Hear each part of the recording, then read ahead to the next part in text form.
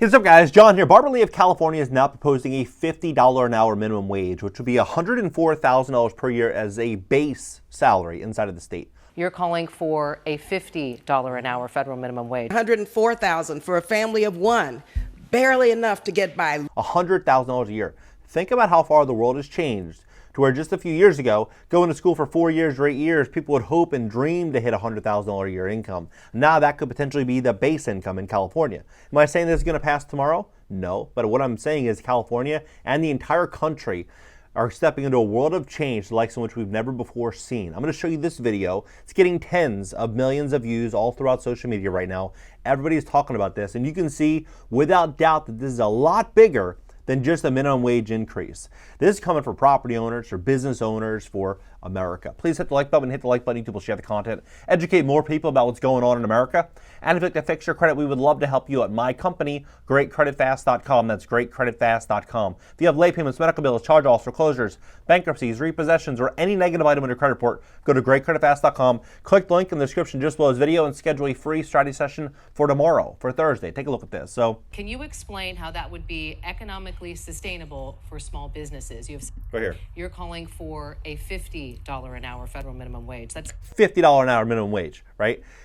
4 million views on just this one post. 26,000, 52,000, a million views, 12,000, 18,000, 284,000, another 1.3 million. You look at what's happening, right? You look at what's happening. She's proposing $104,000 per year. Lee has previously called for a $50 minimum wage, which would amount to around $104,000 per year of income. The federal minimum wage is $725. In the Bay Area, I believe the United Way that came out with a report that very recently said $127,000 for a family of four is just barely enough to get by. And unfortunately, that is probably true. Because if you look at the California tax rate, I mean, which is one of the highest in the country, right? The California tax rate, then you look at the cost of rent, car insurance, car payment, food, utilities for your apartment, and you start to add everything up, you can easily burn through $7,000, $8,000, easily per month. You really can do that if you have a family of four.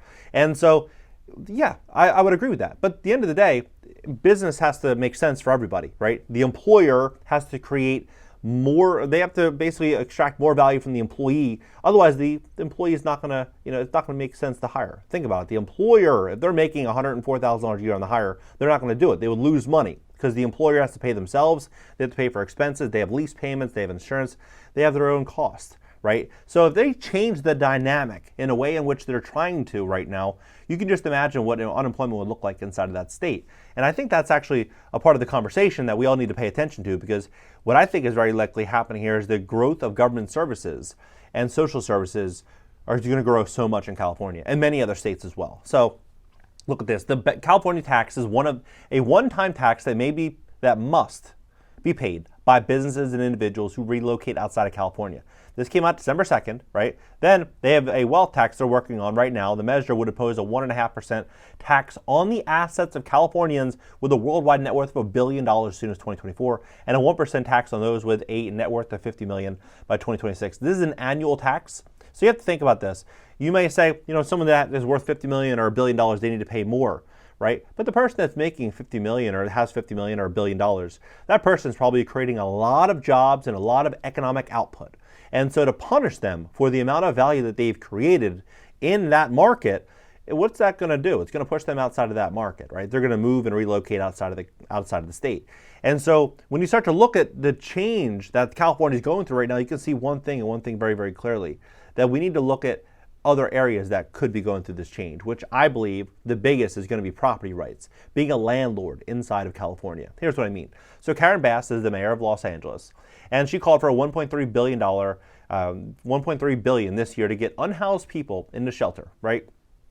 So how can you allocate $1.3 billion to get unhoused people into shelter if you allow evictions to continue at the same velocity? Probably not, right? You're going to likely see a lot more tenant protections being put in place. And it kind of, brings attention to this, which is the Justice for Renters Act, which is pretty shocking, really. It's pretty shocking. So the Justice for Renters Act, what this will do is it will eliminate the California statewide ban on rent control, Costa-Hawkins, which that is vacancy control. Meaning if you have an apartment, let's say for example you have a duplex and you're renting out both units for call it $2,000 a month, and maybe they're older units and you want to fix them up. Maybe it's a really nice area. You want to fix them up. You want to increase the rent to $2,500.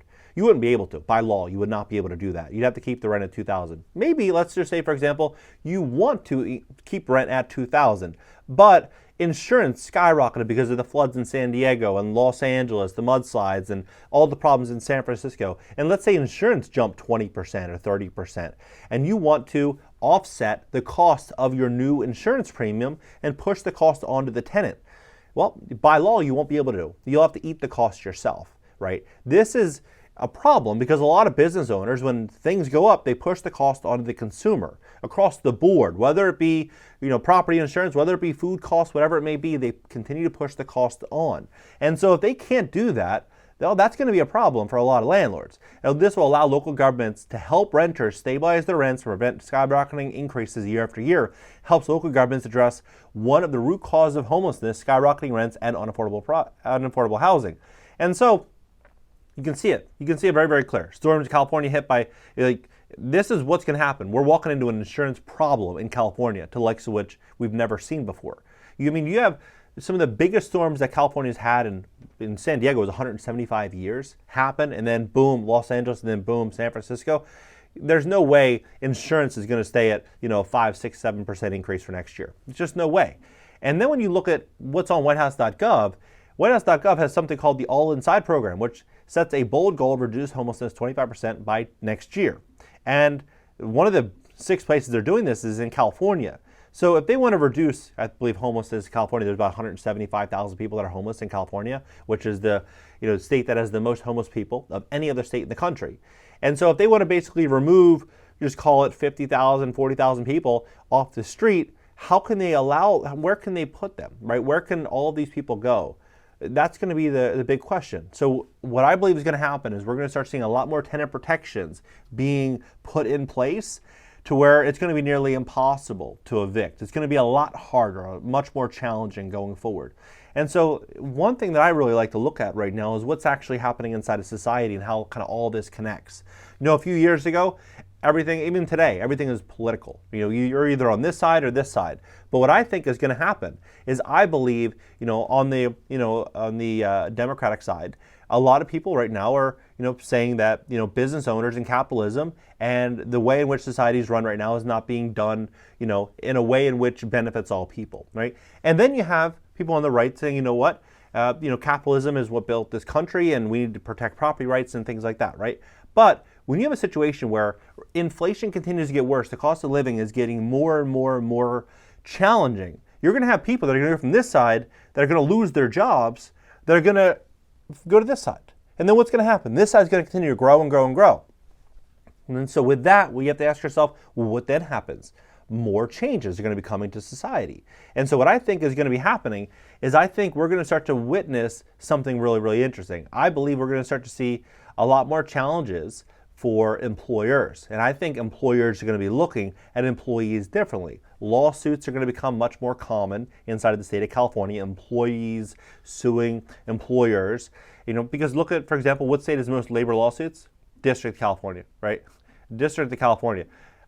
Which state is the most likely to see employee lawsuits? First one, California, right? Then you have, remember in 2020 and 2021, when everything was, the world was pretty crazy? When that happened, employers had to pay employees if they, were sick. They would have to pay them. They would get paid time off. They would be able to go, get a test. They'd be able to go do whatever they had to do.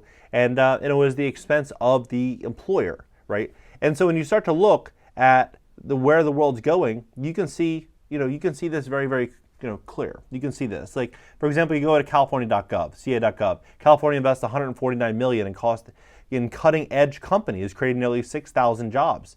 And one of them, you have semiconductors, microchips, right?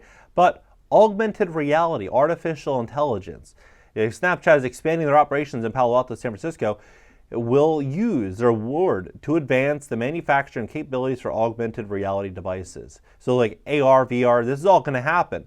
So what I believe is going to be coming is going to be increased taxes, increased wages, increased costs across the board, a much, much bigger package for social services, a lot more dependents being, issued in California, and people are going to likely be receiving some form of universal basic income, very similar to like what Elon Musk was discussing a few years ago, especially when you kind of like, you just look at this. So California workers are at high risk of being replaced by artificial intelligence, report says. Then you look at BMW putting humanoid robots to work in factory. And in this, they say that in a press release, BMW argued that the bots will be used to automate difficult, unsafe, and tedious tasks throughout the manufacturing process.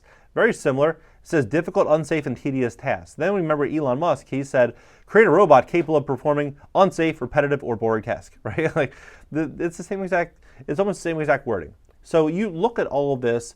I think you see one thing very, very, very clearly. That California is a gateway state. What happens in California generally spreads to other locations. So if you're a landlord or property owner, you know, I just personally would suggest just looking into landlord-tenant laws in your area. Some areas are going to do a lot better than others. Some are going to change really, really quickly. If you're a business owner, you know, making sure that everything is, you know, ready for the future. Because the future's coming. The future's coming very, very, very quickly. Is this $50 an hour minimum wage going to happen? I would doubt it. I would doubt it, seriously. But what I would doubt, or would not doubt, is that we're going to go from the $20 an hour minimum wage, because they increased it, you know, nearly 20% inside of California, Gavin Newsom just did, for certain business industries. I believe that every single year it's going to get more and more and more expensive. And with it, they're going to push employers to automate the entire process more and more and more. So you're just going to continue to see more people getting pushed out of work and more people being pushed into social services, right? So just imagine what that would look like as a landlord, as a business owner, right? And just, you know, reverse engineer the problem and find that solution before everybody else, and you'll have a competitive moat around your business and industry. What do you think about this entire change that's happening right now? I mean, drop below. Let's have a conversation about this. I personally think we're walking into a massive wealth transfer and a massive change for America. Let's have a conversation, and you tell me what you think. If you'd like to fix your credit to position yourself for this, I believe we're going to witness one of the greatest transfers of assets over the next few years that we have and will ever see. If you have late payments, medical bills, charge-offs, foreclosures, bankruptcies, repossessions, or any item on your credit report that's negatively impacting your score, book a free strategy session by clicking the link in the description just below this video. Catch you next video.